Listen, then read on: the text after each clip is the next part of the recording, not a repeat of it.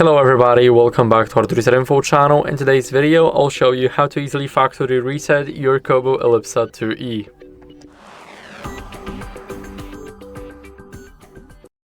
So first, go over to settings and now go to the device information.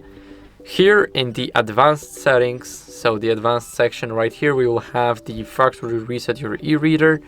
Now let's click factory reset. And as you guys can see, all books, documents and custom settings will be deleted from this device, and the software version will be the thing to remain up to date. So basically, factory reset will bring back everything to default like the first time you unboxed it, so you'll have to log in or register again and then basically do everything that you did from the beginning. So that's basically it. I hope this video helped you, and if it did, then leave a like, sub and a comment, and I'll see you in the next one.